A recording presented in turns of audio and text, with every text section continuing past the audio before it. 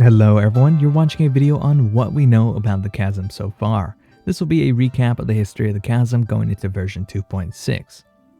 There is not much known about the Chasm lore-wise, at least at the time of this video, but there are still a couple bits of information here and there that give us a glimpse at what formed the Chasm, what might be down there, and why exactly this region is so important. And without any further ado, let's get into it. The tale of the Chasm begins in ancient Liyue more than 6,000 years before the current time. In fact, this was a time when even Morax, also known as Zhongli, was still young and did not even have his title as the god of Geo.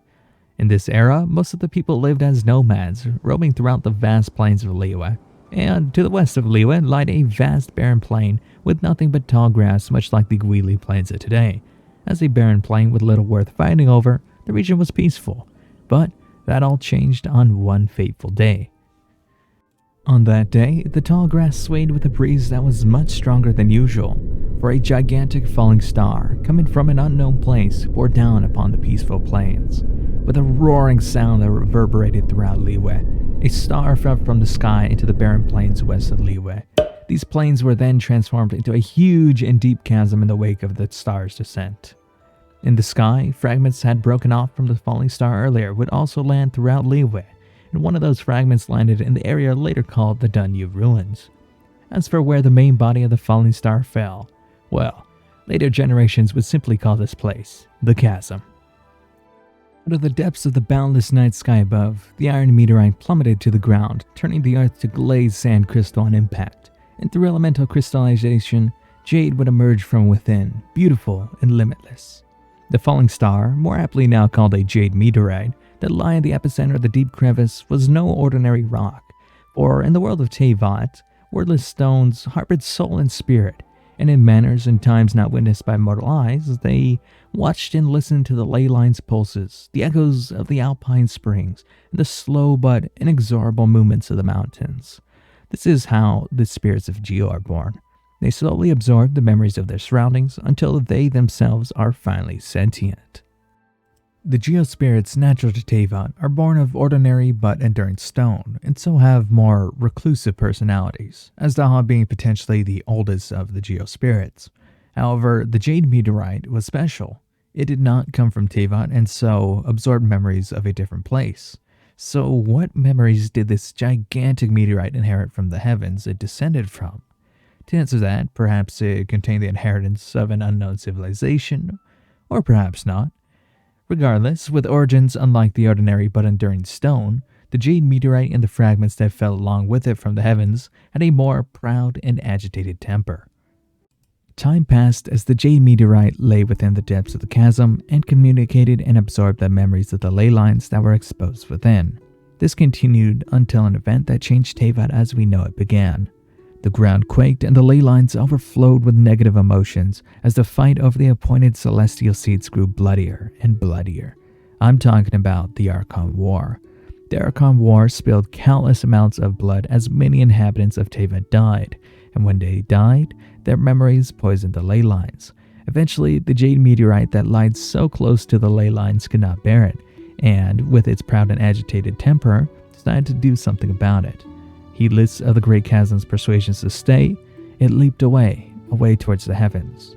Where the jade meteorite went and what it did, we don't know. The only thing we do know of, though, is the few things that it left behind, those being the chasm that it created and the fragments carrying its remnant memories.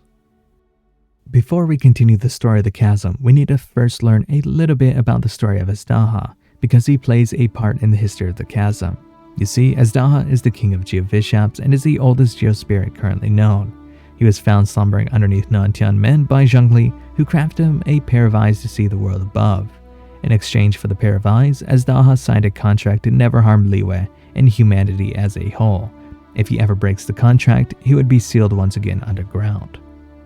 Thus, with the contract formed, the duo of Zhongli and Azdaha rampaged on the bloody battlefields throughout the millennia of the Archon War. Sadly, nothing is truly eternal, and having lived a long time already, Azdaha started succumbing to erosion and began to forget his memories and the contract he signed. In an attempt to save himself from that erosion, he ended up slumbering within the chasm close by the ley lines. the reason being that the power of the ley lines helped with slowing down erosion.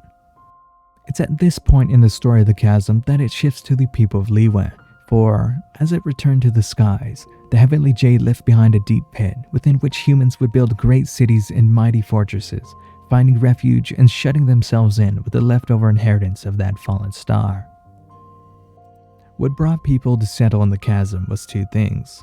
Firstly, elemental crystallization is known to create unique gems and ores. When the meteorite landed, it crystallized the surrounding elements and common ores, which formed an abundance of rare ores and gems surrounding the impact site. With how accessible the chasm is, it provided an easy way to mine otherwise hard to find ores. And then secondly, the fragments of the meteorite were special. They contained an inheritance that came from the heavens. So the first people to find and see those memories formed the Dunyu civilization that lie within Dunyu Valley. They relied on that inheritance to build mighty fortresses and cities within the valley, as well as the chasm itself. As the Dunyu people in the mines delved too greedily and too deep, it awoke something within the darkness. The mining had disturbed the ley lines within the chasm, and Azdaha, who relied upon them to maintain his sanity, snapped awake and went on a rampage against the people in the chasm. Forced to fight his old friend, Zhongli fought alongside the Adepti against the rampaging Geospirit in the depths of the chasm. The clash was so intense that it resulted in the crystallization between the two's powers into an ore known as Dragonfall. Eventually, the fight moved out of the chasm and north towards Nantian-Men, where Azdaha was eventually sealed under the Dragon Queller. With Azdaha sealed and the threat gone, the Dunyu people in the chasm were once again free to mine. This time, there was a new addition to the mines, as Dragonfall turned out to be an extremely useful ore in weapon forging. Sadly, as it was the product of the clash between Zhongli and Azdaha, it formed in limited quantities and thus became rarer and rarer as it was mined more and more. Millennia passed and the Dunyu people prospered as they freely traded the abundant ore and gems they mined for Liyue Harbor. This lasted until the cataclysm that happened 500 years before current time. The cataclysm was catastrophic to say to the Dunyu people. When the cataclysm happened, abyss monsters poured out from the depths of the chasm and Dunyu Valley. The people of Dunyu were unable to hold back the tide and were quickly overran. After which, the Millelith, alongside an Antho Yaksha wishing to redeem himself, went to war against the abyssal monsters in order to protect Liyue. This story is told within the lore of the tenacity of the Millelith artifact set. Disaster arrived at the land of Glaze, and a horde of ancient foes came surging forth. And as the abyss flooded forth, the Millelith escorted countless civilians to safety. Miners tell tales of a small number of troops from the rearguard who remained in the chasm. Together with the nameless Yaksha, they fought courageously until they, too, made the ultimate sacrifice among the jagged rocks. With countless sacrifices, the Millelith and the Yaksha fought into the depths of the chasm until all that was impure had been cleansed. And as the tide of the abyss receded, the glazed sands shone gloriously once more. But when the gloom that had filled the skies above the chasm had finally dissipated, the Yaksha disappeared without a trace. As for the general and his men who left their helmets on the battlefield, they rest there in peace forevermore. The cataclysm had a huge impact on the people residing in Dunyu. As with the coming of the Black Calamity and the rise of the Abyss, the residents of Dunyu sealed the ancient city and departed for other lands. None know why these refugees chose to shut the gates of their home, and even the millennia-old Adepti and Yaksha are silent on this matter. And so, the sealed fortresses became giant, silent tombs, with naught left in them but the sound of pond water and the wind whistling through empty halls.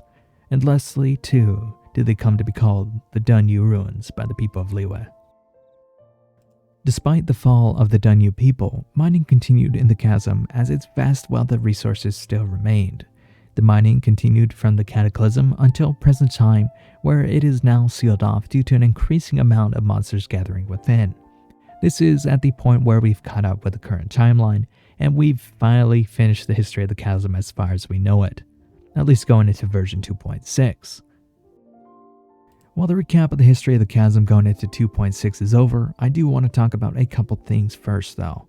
There are a couple points I didn't want to get into too much detail about, such as the war fought by the Antho Yaksha alongside the Millelith in the chasm, mainly because it is an epic battle that honestly deserves its own video. Same goes with the tale of Azdaha as well. I also did not want to add too much speculation and theories into this chasm history recap, as they aren't concrete facts and could turn out to be false. For example, I have a theory about how the chasm is connected to Conrail, or that the Jade Chamber is made out of fragments of the meteorite. However, they're more theories of mine and aren't confirmed, so it'll have to be for its own separate video then. Anyways guys, hope you enjoyed this recap of what we know about the chasm coming to version 2.6. Be sure to leave a comment on what you think about this new region and any cool theories you think might be true. Or if you think I messed up somewhere in telling the story of the chasm, be sure to tell me that as well. Anyways guys, hope you enjoyed the video and I will see you in the next one.